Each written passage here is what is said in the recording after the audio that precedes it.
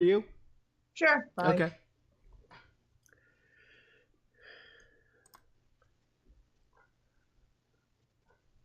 Live from the mainstream cannabis media empire, I'm Travis Lippert, CEO of Veedverks Unlimited Limited, better known as Veedverks.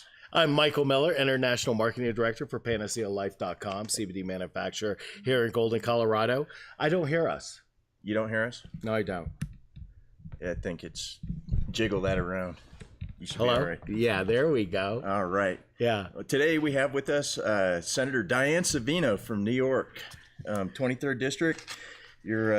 She's a Democratic politician representing, the 23rd Senate District in New York State, which includes northern Staten Island and parts of southern Brooklyn, including Sunset Park and Coney Island. And we've really been looking forward to talking to you. So thank you very much, Senator, for joining us today. Welcome to the show. Oh, thanks for having me. So, when did you get involved in politics? Was it in 2011? No, I actually got elected in November of 2004, and I Okay, I'm so sorry. Senate in 05. Let me make that correction. Fantastic. You got it all written down now in the He he updated Sorry your bio. about that. It's okay. What is this? Since we talk largely about hemp on this, can you tell us what the state of affairs is for hemp in the state of New York right now? Well, it's interesting. The governor he was a late entrant into the marijuana industry. I kind of dragged him kicking and screaming a little bit into the medical field, and then over the course of the next couple of years, he realized I was right, and then he's totally embraced hemp. So, New York State, oddly, most people think of New York as being the center of the financial service industry. That is not our biggest industry. Whereas next they think of tourism. That's not our biggest industry. We are, in fact, an agricultural state.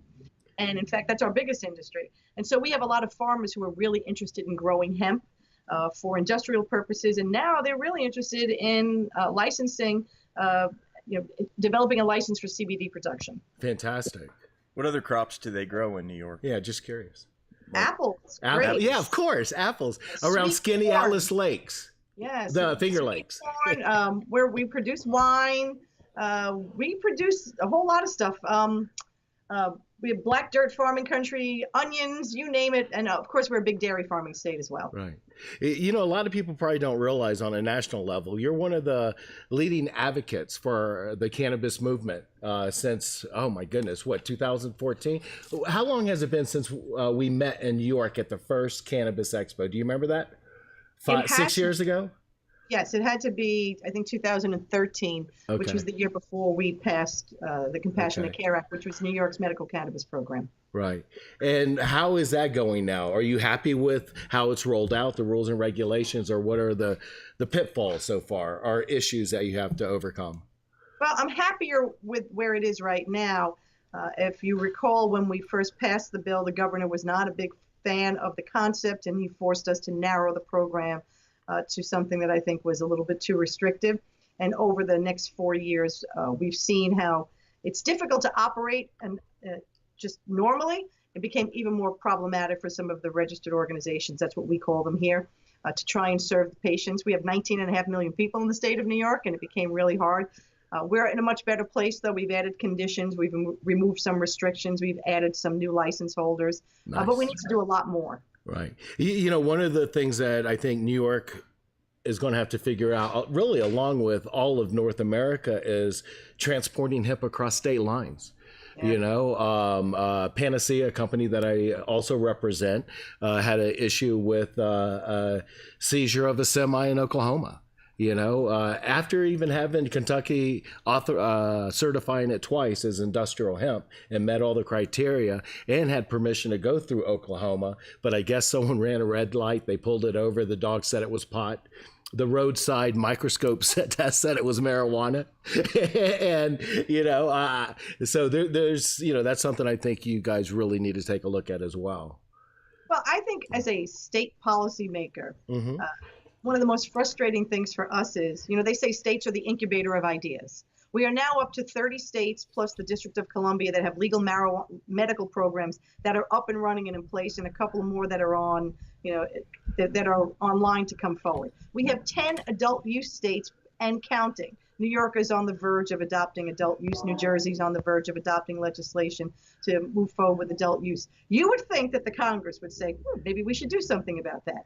As we speak, there are almost 350 members of the Congress that represent states with legal marijuana programs. Wow. And if you ask those Congress members, can you support the Marijuana States Act or voting to deschedule marijuana, they'll tell you, oh no, that's too controversial.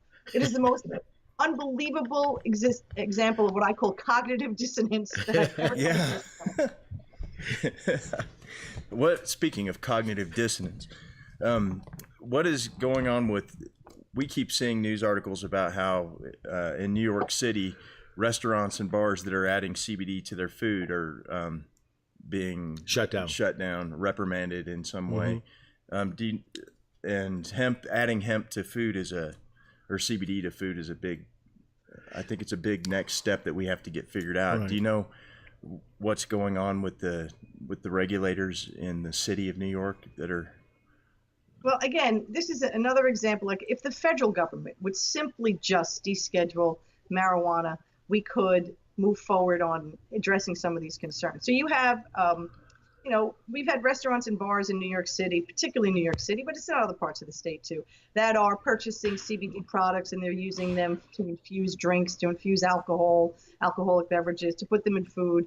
And the New York City Department of Health, which is separate from the state's Department of Health, has cracked down on that, saying that the FDA says that these things are not approved for human consumption yet, that there's not enough research on it, and that they are prohibited from using them in their restaurants and their bars, subject to having their licenses revoked.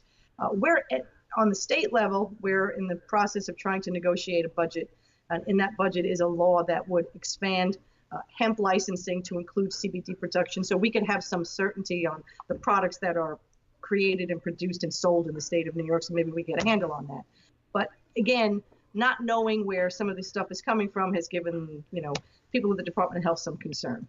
Right. I thought once a farm bill was signed, things would start working its way out. But it just seems like there's more issues now. It was a great thing, a great step to get that signed. But, the government, I think on a national level, really has to pay attention to the issues that we have now as an industry and the patients out there for CBD products. I wonder who the new FDA chief is going to be. We were all looking forward to April so that the FDA was supposed to start having hearings on CBD, and Scott Gottlieb just resigned a couple days ago. So now I wonder what that means for us. Get opinion on that, Scott? That probably means it sets everything back. Whenever there's a change in administration, whether it be at the top of the food chain or at the bottom, that usually sets everything back. Yeah. Hopefully Jeff Sessions won't be the next head of the FDA. The worst part is it frustrates me when I talk to members of Congress and they tell me, well, we can't do this because the AG will do this, or we can't do that because the FDA says that. I remind them that Congress makes law. Right. It is administrators that enforce the laws that Congress make. So they really need to just pass some laws to put some, to make some sense out of this industry, which is not going away. Yeah. I want to go back to the beginning of your career, and then we'll segue back into this. I just want people to know that you've been a champion and you've been pushing the boundaries since you've taken office. What was that? In 2009, you voted for same-sex marriage legalization. 10 years ago, it really wasn't on the forefront like it is now. I commend you. I definitely commend you for that. Well, thank you. I mean, it didn't make sense to me to deprive people of the right to decide how they wanted to plan for their families and their lives. We take for granted that heterosexual couples are allowed to marry, divorce, remarry, divorce, remarry. They do it all the time. And really it's what government's role is to administer the contract that people enter into, to share their lives and their assets together. So why would we say no to those who want to do so simply based on their gender? Right. I couldn't agree with you more. Yeah. I also. Another thing, you introduced a bill. Sorry, we're winging it right now. Go ahead. Assisted suicide. Can you talk about that a little bit? Medical aid in dying. suicide is an act of desperation. The bill that I carry, see, and I think it's an important distinction. When Yes. I was working on medical marijuana, or now we call it medical cannabis, I met a lot of people who were very ill. Some of whom were going to live with lifelong conditions, but a lot of them were terminally ill. And they were desperate to have access to medication that would help them manage their illness. I knew that many of them were not going to be around to see either the signing of the bill or the implementation of the program. And when you talk to some of them, they would talk about how they were thinking about how they were going to end their lives, where Right. they were going to be in excruciating pain, or were they going to have some say over it. And New York is an interesting place. We have what's called the right of self-determination is in our state constitution, which means if you're in a hospital and you're suffering, you have the right to say, I want to suspend all treatment. Right. No longer want any more medical intervention, and I'm sure that's true in a lot of states. And I want to just go. But then you have to wait until you die, which Right. could be slow and excruciating and painful. And at the same time, while this was happening and I was dealing with these individuals and thinking about end-of-life problems for people, this young woman captured the entire nation's attention, Brittany Menard. She was on the front page of, People magazine. And here was this classic case. A young woman certainly did not want to die. She was happily in love, had just gotten married, and was facing a terminal illness, a very aggressive sort of brain cancer. Wow. Exhausted all treatment, and her husband were forced to leave the state of California and move up to Oregon because they did not want to have to suffer an interminable death, and she wanted to be able to plan and have some control over the final moments of her life. And I said, why don't we have that in New York? All right. And so we started this process of bringing medical aid in dying into New York. I will tell you, I've worked on a lot of complicated pieces of legislation. This might be the most complicated because nobody likes to talk about death. No. We plan for it. We don't like to think about it. But death comes for all of us. And the question is, should we have some say as to how we end or we spend those final moments? Right. Yeah. I want my final moment to be an asteroid. I want an And I'll asteroid. be honest. I don't think I would do this. I'm waiting for the cavalry to come, bring me the cure. I don't know, but Yeah. There are some people who they want to say, look, I don't want to wait for, the most horrible moments. I just want to be able to take this medication, be with the people I love in the comfort of my own home, and peacefully pass. Yeah. You know what? I've got to send out some props for hospice. I moved back to Florida. I'm in Denver now, but I moved back to Florida for about a year and a half ago. My mom was fighting cancer, and unbelievable what they do. And, to help make the patient comfortable through the most difficult time, and not only the person's life, but the family's life around, just props to them. That's for sure. And hospice has a role to play in this. There are Yes. people who think that we would be replacing hospice with this, and absolutely not. Hospice definitely has a role to play in this. And the interesting thing is in the states where they do have medical aid in dying, very few of the patients who apply for it, because you have to go through this process, ever use it. It's like an insurance policy that they know that if it gets so bad that at least I have this and I don't have to suffer interminably and my family doesn't have to watch. And Right. I think that's lost in this. Right. Absolutely. I couldn't agree with that more. What do you think about Amazon? The whole Amazon moving to New York and then not? We're trying to cover some bases outside of just marijuana. What's that? A tremendous lost opportunity. Yes. And I really, I understand that they're in some discussions with the governor's office and the legislative leaders, and I would hope that they would reconsider coming back because they could have been, a game changer, not just for the area that they were looking at, but just for the state in general. Absolutely. We are, as I said earlier, we become very reliant on financial services and on real estate in the city of New York, and we need to diversify our income. Tech would have been a tremendous, entrant into that economy. It would have been fantastic. I mean, what was it, like 25,000 jobs? 25,000 jobs that they were going to be required to produce in order to get that tax incentive. And I think that got lost in the translation. People thought we were going to give them a pot of money. No, you Right. actually, it's like tax credits that they would have to earn, like a fee for performance. And so they would have eventually gotten it. And if they didn't produce the jobs, they wouldn't have gotten it. So it was 25,000 jobs that they were committed to provide. That didn't count the 11,000 construction jobs that would have gone into the building. Wow. And it didn't count the ancillary jobs and also the restaurants and all of the other, economic development that springs up of this size. Right, right.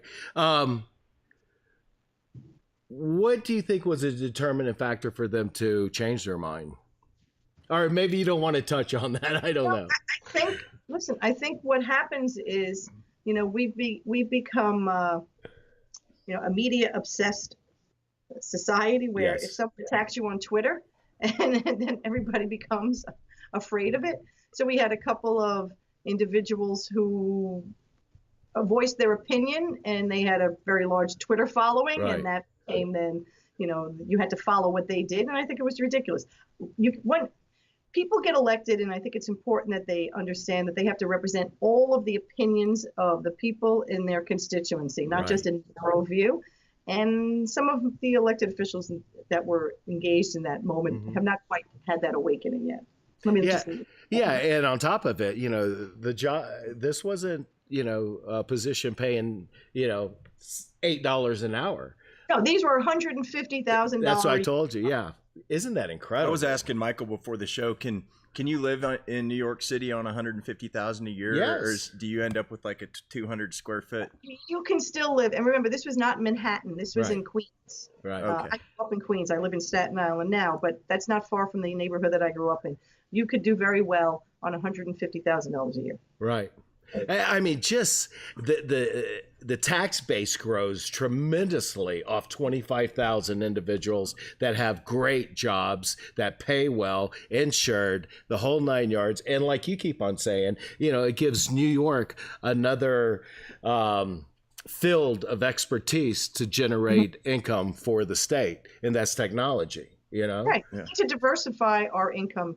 In New York City, we become far too reliant on tourism and on financial services. And as we saw at the end of last year in December, Wall Street had a couple of really bad quarters, and it really hurt our bottom line. And so we need to diversify our economy here so that we're not constantly relying on tourism and or Wall Street. Right. So as the chair of the newly formed Senate Standing Committee on Internet and Technology, what other technology issues are you interested in these days? It's amazing. Government is so far behind on trying to get a handle on this. I mean, we hear every day about things like the gig economy and what that really means. The world of work has changed completely from the time I was, first went to work in a restaurant when I was 15. The restaurant industry has changed. Technology has changed every industry everywhere. Yes. It's almost like the Industrial Revolution all over again, and government is still operating in the old industrial manufacturing days. And we have to find a way for our labor laws to catch up to it, for our contract laws to catch up to it. How do we regulate without stifling innovation? How do we protect working people so that they have some portability of assets and issues? Like, people aren't going to go to work like our grandparents did for the same employer for 30 years and clock in and clock out, right? So we need to have some portability of benefit and some incentive to protect workers so that they're able to, have the flexibility that the gig economy really provides for people today. We have to think about things like how artificial intelligence is going to affect, the workforce. How all of these aspects are going to affect our ability to remain competitive. And so it's really exciting stuff, and it's incredibly complicated, but I'm excited about working on it. Yeah. I'm kind of, as an American, a little nervous on, are we the leader anymore in technology? We are, but the Chinese are catching up to us. Yes, they are. Since you brought that up, I brought it up indirectly, but what is it? The Hiawatha company? Yeah. Hiawatha. Yeah. It's a Chinese Huawei. That's right. Yeah. Huawei. With You know 5G. what? I had a phone once, and then I started reading all this stuff. I got rid of it immediately. I don't know. I'm kind of on the side of us on that. Because I'm a little frightened by some of this stuff, quite honestly. And I have a cybersecurity expert who has now joined my staff. Nice. She's it's like she speaks a foreign language. I don't know what she's talking about half the time, but I'm happy she's here, because if not, I don't know what I would do. But yeah, it is frightening. we don't understand how much at risk we are in the world of cybersecurity, not just individually, corporations, governments. So one of the things we have to examine is how do we help people protect themselves, what their level of liability is, whether or not we're really providing on the government side alone. Are we really providing enough protection? Because when there's a breach, like for instance, 2 years ago, the New York State Pension System, which is a massive entity, had a breach. So it's not just the one door you walk in, it's how many doors behind that first entry point have then been breached. So it's really very complicated, and it can be very frightening. But this is an issue that we have to tackle. Yeah. He's terrified. Look at him. No, I am. I keep thinking, I keep telling my son, I bet in your lifetime you're going to fight the robots. Well, it could be, but they're going to have armed robots making autonomous decisions about, like in China, they already have the social like credit score.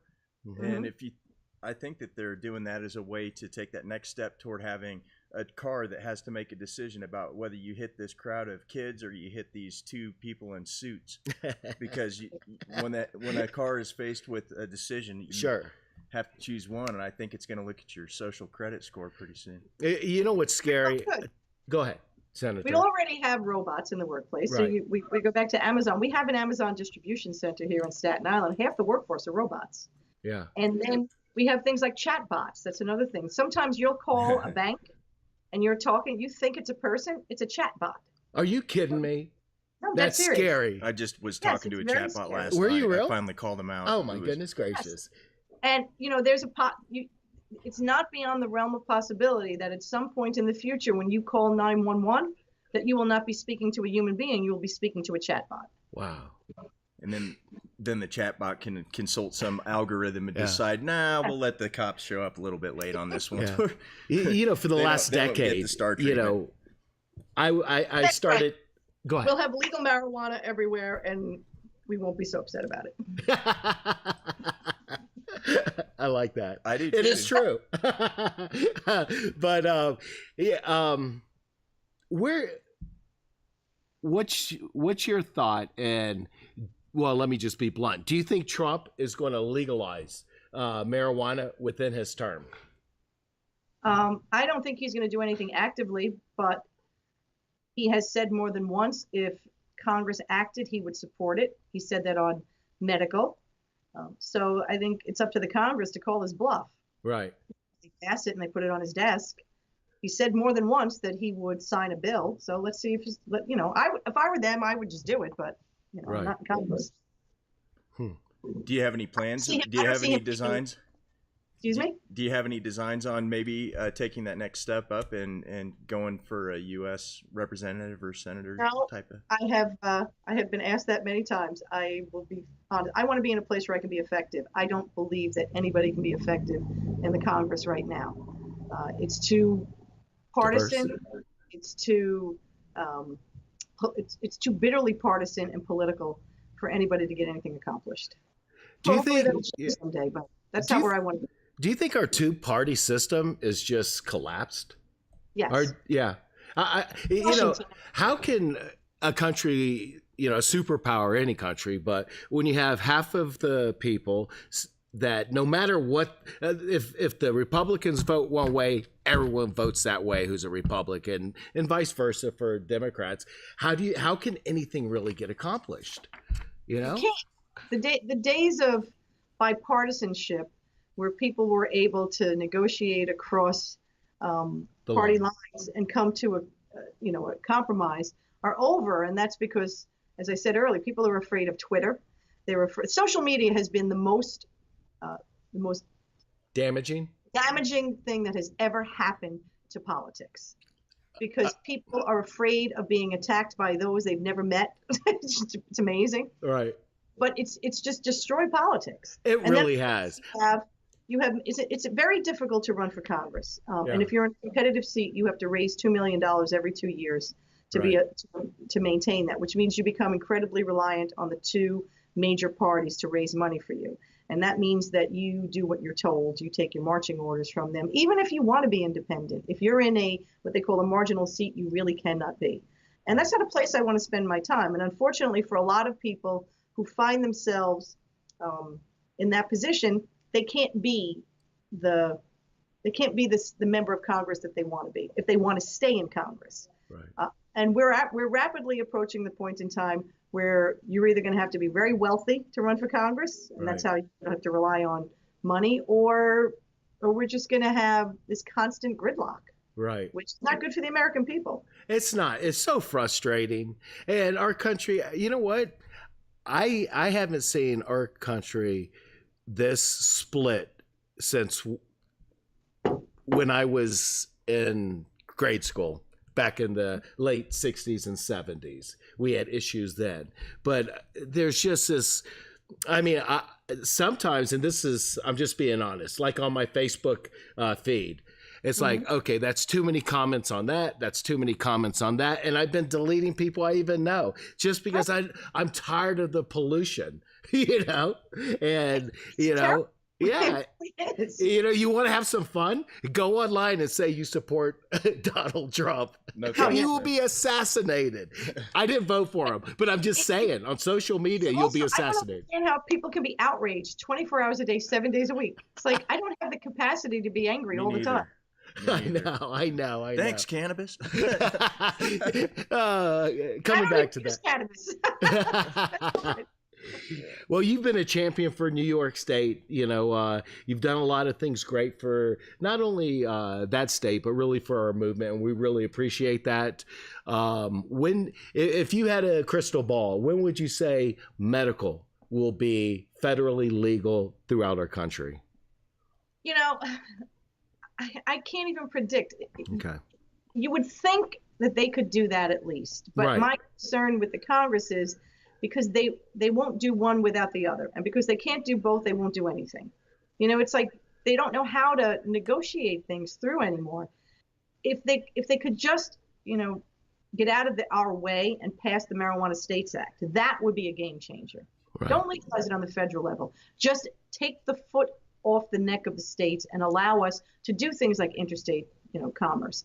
You know, you look at a state like Oregon, which they, you know, one of the mistakes they made is they issued too many licenses. They have so much product. Right. Now, New York is on the verge of, or New Jersey and New York are on the verge of trying to legalize marijuana for adult use. We would have to wait to be able to have licenses issued, and there's a whole process that goes into doing that, and then having cultivation centers grown out. We could actually, if they would pass the Marijuana States Act, we could buy from Oregon the way we buy tobacco from Virginia. Right. But all it would take is for Congress to recognize that they need to do their job, pass the Marijuana States Act, and let the states do what we do, which is manage and regulate things in a way that the federal government forgot how. Yeah, I love it. That. Yeah. Could you, what is fusion voting? Fusion voting is a system by which we have, a lot of states have more than one party. So the two major parties, Democrat and Republican, and then we have a bunch of third parties. In our state, you can appear on more than one party line through a process called a Wilson-Pakula certification. So I'm a Democrat. I can run on the Democratic line if I'm nominated, and I don't have a primary. So I'm run on the Democratic line. I can apply to be considered for a Working Families Party nomination, Independence Party nomination, Women's Equality. I can appear on all of those lines if they grant me a Wilson-Pakula certificate. On election day, people can vote for me on any line that my name appears on, and all of the votes that are cast in my name on all the lines are then counted towards my total. So it's not just the Democrat. Oh, I love that. Well, actually, it's a very corrupting process. I love that. The honesty. Yeah. There are only 3 states in the country that do fusion voting. That should tell you something. Yeah. Well, my last question that I had was, it just slipped my mind. I'm sorry. Do you know any jokes? Oh, no, don't ask. He asks everyone that. But if you have one, go ahead. None that I can do on the podcast. You know what? My last question is this. My biggest concern about our industry, meaning everything cannabis, everything hemp, everything CBD is big pharma's potential influence and shutting down the entrepreneurial spirit of our American society by all these government patents, the pharmaceutical patents, and everything, trying to go, big pharma, they want to control this industry. What's your opinion on that? It is a concern. I don't think it's overblown, as long as the FDA, though, refuses to deschedule marijuana. That won't happen because big pharma is more concerned about their licenses and their patents from the federal government. I think you're more at risk from the tobacco industry, quite honestly, than the pharmaceutical industry, because they see this as a growth economy for them, no pun intended. But once marijuana becomes more legitimized, I don't think you can stop the growth of the corporate model. And I think we have to figure out ways, and that's where the states become important. How do we protect what they call like the entrepreneurship and the craft growers? Like we have craft brewers, sure, on the cider and beer side, sure. And that's something that we're going to have to figure out, how we don't want to stifle competition. Exactly. And we want to foster that, but it's almost impossible to prevent the takeover by people with deep pockets. It's a very expensive industry, as you know. Sure it is. I mean, just to apply for a license, it could be taxing, You got anything? No, thank you very much for your time, Senator Savino. It's been great talking to you. Yeah. We really appreciate it. We need someone like you running our country. I know. No, you know what? Just that one time that I met you back, 6 years ago, whatever, you were the most down-to-earth politician I've ever had the pleasure of meeting with, and and always looking out for your party, the people in your area that you're representing. And I could go on and on and on of everything that you've done, but you've done so much, and I know New Yorkers appreciate it, and I can tell you from the cannabis industry, we really appreciate all the efforts that you've put in, and we hope you continue to push forward and help us through this, navigate this potential minefield. Well, thank you. I really appreciate you guys having me on. You got it. Thanks, Senator Savino. You have a beautiful weekend. You too. Bye-bye. Bye-bye, guys. Yeah. All right. Look at that. We did it again. Off. No, well, we're still on, but we've now hung up on her. Excuse me. Yeah. You know what? I could hear a little bit, but I had problems with this, but I don't care. Yeah, it's all good. It's it's not working. Let's try this. Yeah, but now can you hear? I can hear. I can hear. Maybe that's the secret. I think that was the secret, Yeah. Isn't she a wonderful lady? Yeah. Yeah, she is. She has just been a champion for, for